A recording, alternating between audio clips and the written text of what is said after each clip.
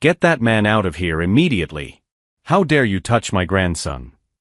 Dorothy Whitman's shrill voice cut through the afternoon air like a knife as she pointed his manicured finger at Jerome Washington, who was still gently holding the 7-year-old boy's hand. Jerome calmly looked up from the wheelchair where he was kneeling, watching the 60-year-old woman who stared at him with a kind of contempt he had known since childhood. By his side, little David smiled for the first time in months, still swaying his little arms to the rhythm of the music Jerome had improvised seconds before. "Grandma, he was teaching me to dance," David murmured in a fragile voice, trying to defend the man who had just awakened something in his silent world of physical limitations. Dorothy Whitman, widow of the telecommunications magnate and current matriarch of the family dynasty, felt her blood boil when she saw his grandson interacting with that employee. Jerome Washington was 35 years old and had been collecting trash in the upscale neighborhood of Beverly Hills for a decade. Every morning, as he passed the Whitman mansion, he noticed the boy on the porch, always alone, watching the street with eyes that seemed older than his age. "Let go of his hand now," Dorothy ordered, his blue eyes flashing with restrained fury.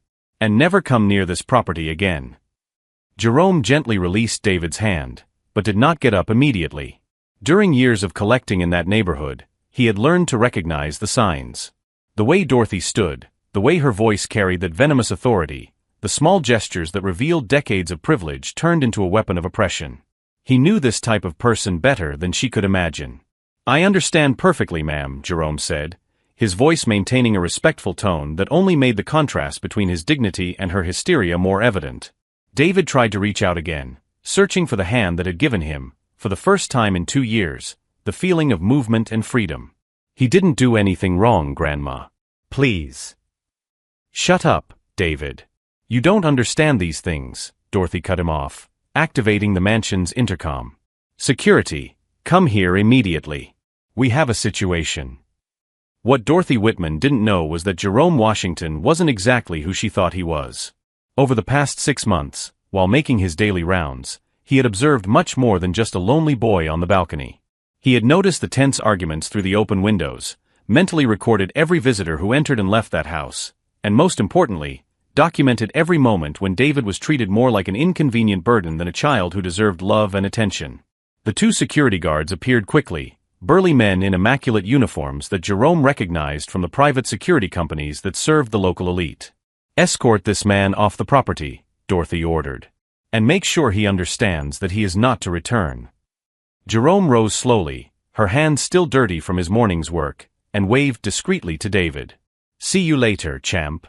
Keep practicing that song you heard, okay?" David waved back, his eyes shining with a vitality that had been dormant for too long.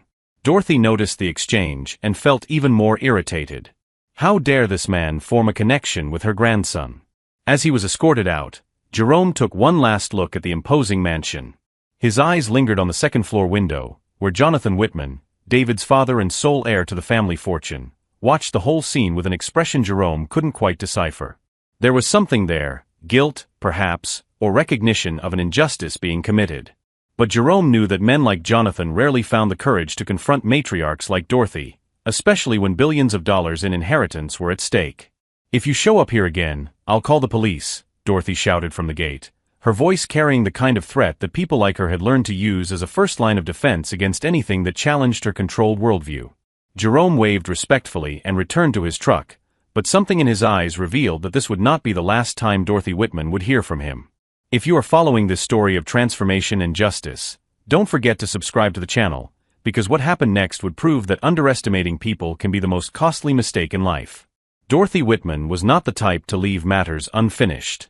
The morning after the incident with the garbage collector, she was on the phone with Richard Morrison, supervisor of the city's garbage collection department, demanding explanations for the inappropriate conduct of his employees. "Mr. Morrison, I need the employee responsible for the Beverly Hills route to be immediately transferred to another area," she declared, using that authoritative tone she had perfected over decades of controlling corporate boards. "Yesterday he trespassed on my property and harassed my disabled grandson." Morrison, who had known Jerome for years and knew of his impeccable reputation, was confused by the accusation. "Ms. Whitman, I can assure you that Jerome Washington is one of our best employees. We have never had any complaints about him." "Well, now you do," Dorothy cut in. "And if you don't take immediate action, I will make sure the city knows exactly what kind of service his company provides." The threat was clear. Dorothy had contributed hundreds of thousands of dollars to local political campaigns over the years, and everyone knew that her connections could cost jobs and contracts. Morrison sighed heavily and promised to resolve the situation by the end of the week. Meanwhile, Jerome arrived for his shift, unaware of the storm brewing above his head. He had spent the night thinking about the boy in the wheelchair and how his eyes had lit up during those few minutes of music and movement. At 35, Jerome bore the scars of a life few would imagine. A physical therapy graduate of the University of Southern California with academic honors, he had lost her private practice after a financial scandal involving his ex-white co-partner, who disappeared with the entire investment, leaving Jerome with $200,000 in debt. The bankruptcy proceedings had destroyed her credit, forcing her to accept the job at the nursing home white business partner, who disappeared with all the investment and left Jerome carrying debts of $200,000. The bankruptcy proceedings had destroyed his credit, forcing him to take a job as a garbage collector to survive while he tried to rebuild his life. What kept Jerome going was her passion for dance and movement, a legacy from his grandparents who had been jazz dancers in Harlem in the 1950s. On weekends, he volunteered with special needs children at a community center, using dance therapy techniques she had developed during her graduate studies. "Jerome, I need to talk to you," Morrison said when he finished loading the truck. The seriousness in his tone made Jerome realize that something was wrong. Morrison explained about Dorothy's call, trying to soften the blow, but the implications were clear. "Look, I know you wouldn't do anything inappropriate, but this woman has a lot of power in town. I'm going to have to transfer you to the industrial district route until things cool down." Jerome listened silently, processing the injustice of the situation. He knew that dynamic well. One word from a wealthy person was enough to change the life of someone like her, regardless of the truth. "I understand perfectly, Mr. Morrison. When do I start on the new route?" "Monday. And Jerome, I'm sorry. You're a good employee, his." Over the weekend, Jerome couldn't stop thinking about David. He knew the boy was probably hoping to see him again, and the idea of disappointing him troubled him deeply. He decided to do something he normally avoided: investigate the Whitman family further. A quick internet search revealed some fascinating information. Jonathan Whitman, David's father, had lost his wife in a car accident 2 years earlier. David had suffered spinal cord injuries in the same accident, leaving him paraplegic. Since then, he had been living under the care of his paternal grandmother, who had taken control of both the family business and the boy's education. On social media, Jerome found old photos of David before the accident, an active boy, always smiling, playing sports, and dancing in school performances. More recent photos showed an apathetic, isolated boy, with Dorothy always nearby, controlling every aspect of his life. But it was while researching Dorothy more deeply that Jerome discovered something intriguing.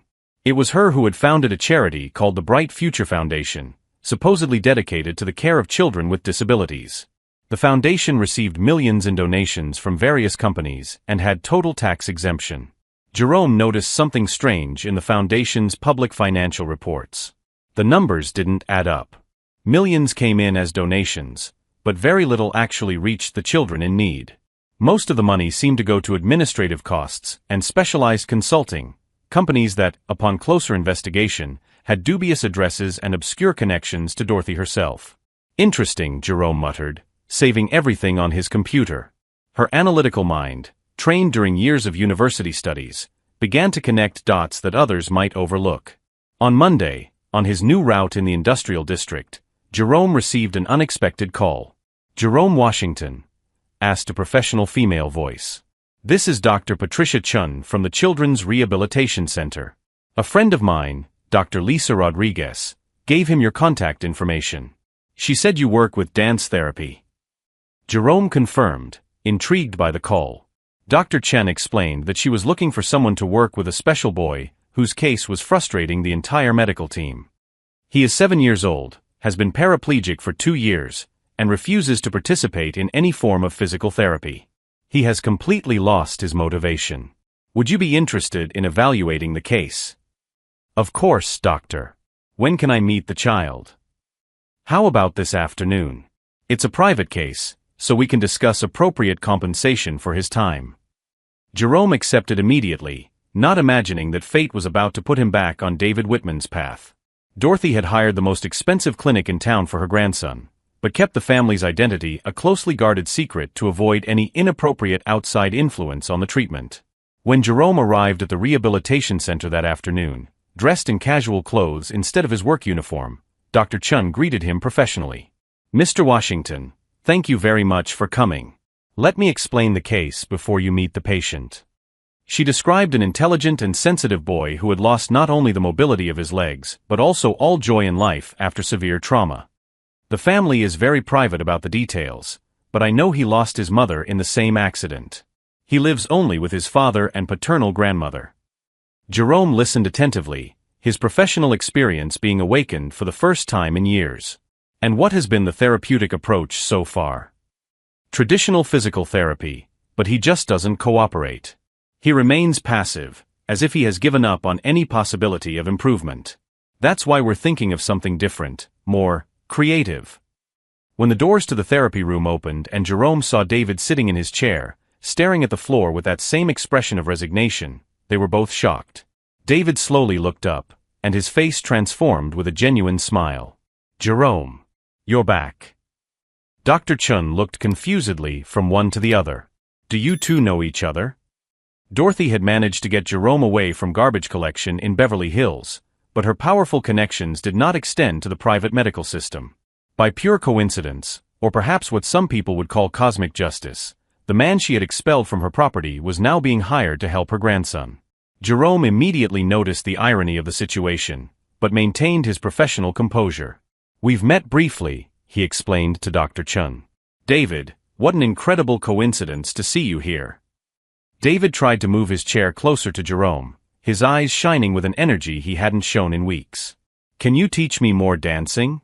His grandma said you couldn't come to our house anymore, but now you're here." The child's innocence revealed more than Dorothy would have liked. Dr. Chun began to understand that there was more to this chance encounter than she had initially imagined. Mrs. Whitman never mentioned that David already knew him, Mr. Washington. In fact, she specifically requested that the therapist be someone completely unknown to the family. Jerome smiled discreetly. 40 years of life had taught him that true justice rarely came from direct confrontation, but from patience, strategy, and careful preparation. And now, for the first time in months, he felt that the universe was putting all the necessary pieces in his place. Every humiliation Dorothy had imposed only increased the silent determination growing within him, a strength she could never understand, because being born with privilege teaches you about power, but not about true resilience. For the next 3 weeks, Jerome worked as David's therapist under a professional identity Dorothy was completely unaware of.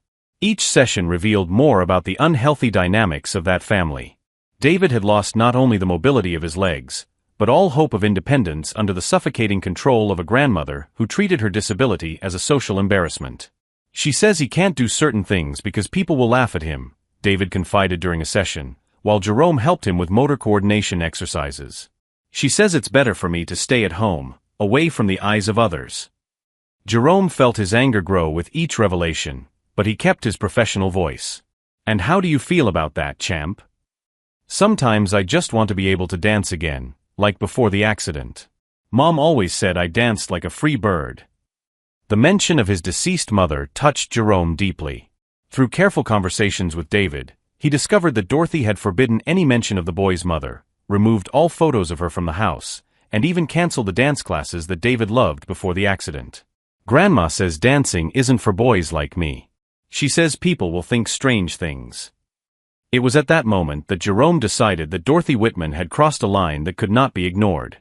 It wasn't enough to isolate David from the outside world. She was systematically killing every fragment of joy left in the boy's life. During a coffee break, Dr. Chun pulled Jerome aside for a private conversation. "In my 20-year career, I've never seen such a rapid transformation. David is responding extraordinarily well to his work. But I need to tell you something troubling." Jerome was not surprised. "Dr. Chun, can I trust you?" "Of course. Why?" Jerome told her the whole truth about his previous meeting with Dorothy and David, omitting only his growing plans for investigation. Dr. Chun was shocked. "That explains a lot. David always asks about a special friend he met in the garden. I thought it was imaginary." "Doctor, I need a favor. Could you officially document David's progress over the last few weeks? and also her observations about possible negligence in his care. Dr. Chen understood immediately. As a licensed professional, she had an ethical obligation to report any suspected child neglect. I was already considering that. The restrictions imposed on David are excessive and potentially harmful to his development. Meanwhile, Jerome intensified his nightly investigations into the Bright Future Foundation. Her findings were more shocking every day.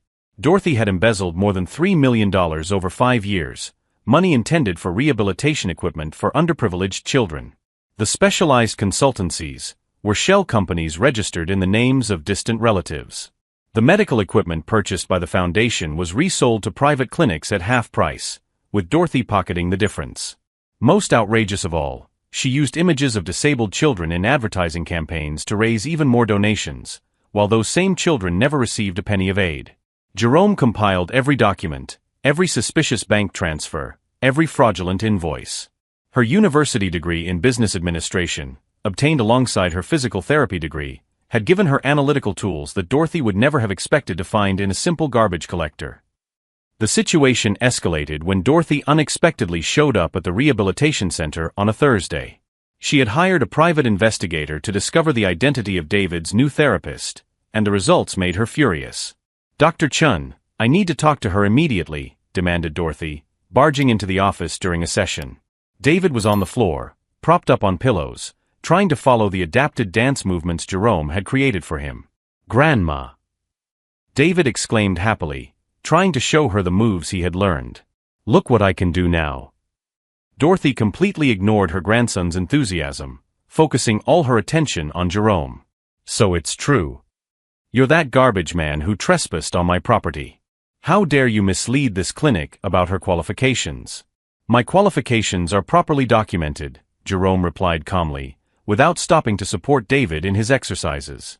"Degree in physical therapy from USC, specialization in pediatric occupational therapy, and 5 years of volunteer experience with children with special needs."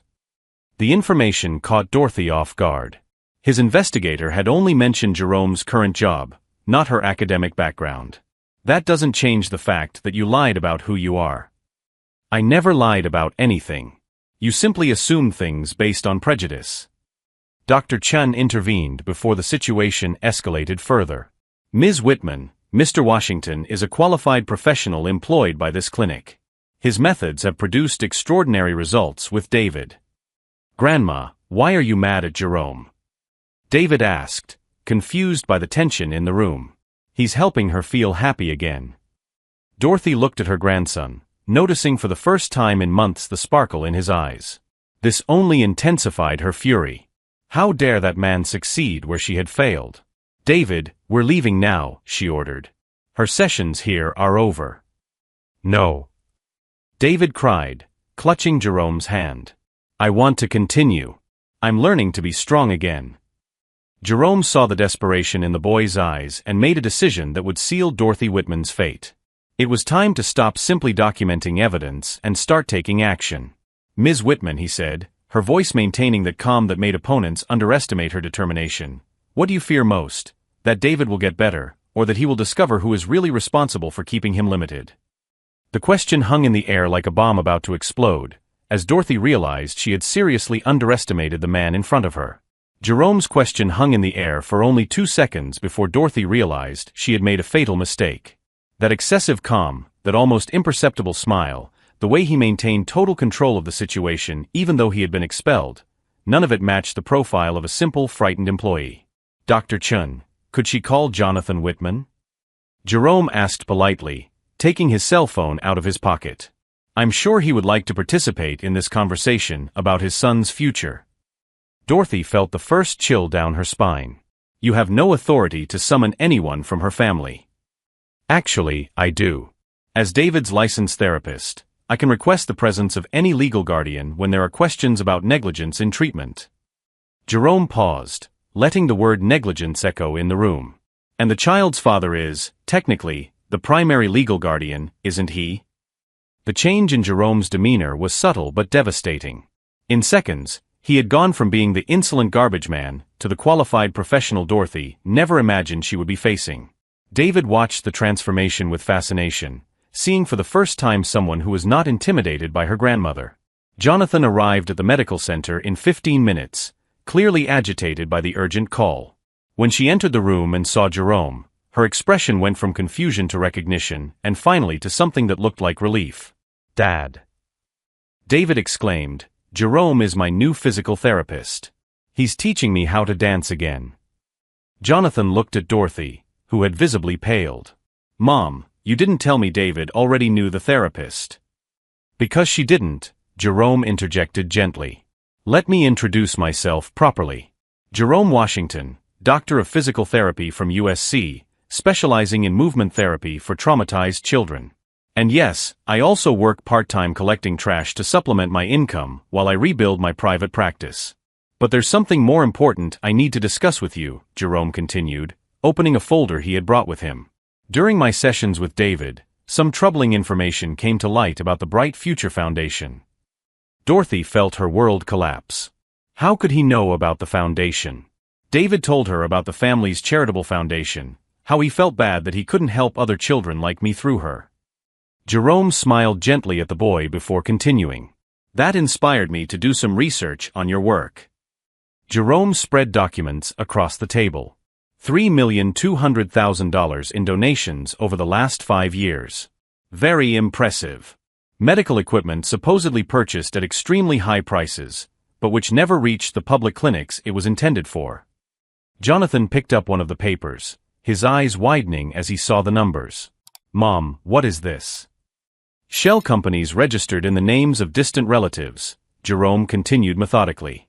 "Overpriced invoices for equipment that was resold to private clinics for half the price. A very sophisticated scheme, I must admit." Dorothy tried to regain control.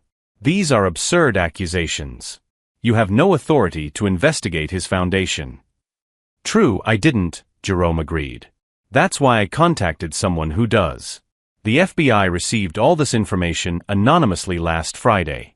Curiously, he was already investigating embezzlement from charitable foundations involving disabled children."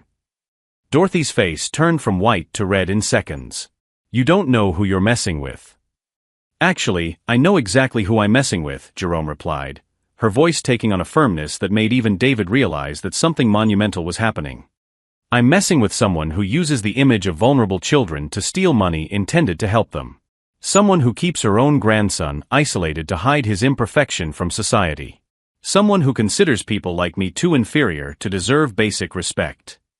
Jonathan was reading the documents with an expression of growing horror. "Mom, these contracts.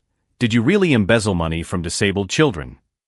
"I managed resources efficiently," Dorothy defended herself, but her voice was losing its usual authority. "You managed them so efficiently that you bought a $2 million summer home in Miami with money intended for wheelchairs for needy children," Jerome retorted, showing more documents. "Registered in the name of her sister Helen." David watched everything with growing confusion. "Grandma, did you lie about helping other children like me?" The boy's innocent question was like a final stab at Dorothy's facade. Jonathan stood up abruptly, his anger finally finding courage. "Mom, you have 30 seconds to explain to me how you embezzled $3 million from a charitable foundation." "I don't owe anyone an explanation," Dorothy tried, but her voice was shaking. "Especially not in front of a physical therapist who graduated from the same university where he bought his honorary degree." Jerome finished. "From someone who grew up poor but maintained his integrity? From a black man you never considered capable of exposing your schemes." Dorothy was cornered, and she knew it. 40 years of privilege had not prepared her to face someone who combined intelligence, education, and determination with the life experience that comes from fighting for every achievement. "Jonathan," she said, playing her last card, "are you going to believe this man over your own mother?" Jonathan looked at David, who was smiling radiantly just from being near Jerome, then at the documents that proved years of theft disguised as charity, and finally at the woman who had controlled his entire life. "Mom, you are dismissed from any involvement in my son's life. And tomorrow we will find a lawyer to return every penny stolen from this foundation." Dorothy let out a cry of rage and left the room, knowing she had just lost not only her source of illegal income, but also control over the family she had manipulated for decades. Jerome knelt down beside David, who was applauding excitedly. "Jerome, Does this mean you can continue teaching his dance? It means much more than that, champ, Jerome replied, exchanging a knowing glance with Jonathan. It means that now you will learn that being different is not a limitation, it's a superpower. But the real surprise was yet to come, because Dorothy Whitman was not the type to accept defeat without trying one last desperate move that would reveal how much she had underestimated the man who had just destroyed his carefully constructed world. 6 months later, Jerome Washington opened his new children's rehabilitation clinic in the heart of Beverly Hills. The space, financed by the compensation Dorothy was forced to pay after the FBI investigation, provided free care to 50 children with disabilities from low-income families. David arrived every afternoon after school, now talking excitedly about his progress in adaptive dance. Her legs were still immobilized, but his spirit had been completely freed from the invisible chains Dorothy had created around her. "Jerome, I managed to do the whole sequence today," David announced, spinning his chair in movements that combined art and therapy. Jonathan watched his son with teary eyes. After dismissing Dorothy from any involvement in the family business and David's upbringing, he had discovered the true extent of the toxic control she had exerted over both of them for years. "I never thought I'd see my son so happy again." Dorothy, meanwhile, faced federal charges for fraud in charitable foundations. His empire of manipulation had completely collapsed, and at 70 he discovered that privilege without character is nothing more than a house built on sand. Jerome's clinic became a national model for movement therapy, proving that true medicine combines technical competence with genuine compassion. He had turned his initial humiliation into fuel for a mission that would change hundreds of lives. The best response to prejudice is not anger, Jerome always told young people who sought her inspiration. It is competence so indisputable that it forces even your enemies to recognize your greatness. Dorothy tried to destroy a man because of the color of his skin and ended up being destroyed by her own mediocrity of character. Jerome learned that the most powerful revenge is not to demean those who humiliated you, but to rise so high that he has to look up to see her. If this story of overcoming adversity has touched his life, subscribe to the channel to discover how small acts of prejudice can lead to monumental turnarounds that change lives forever.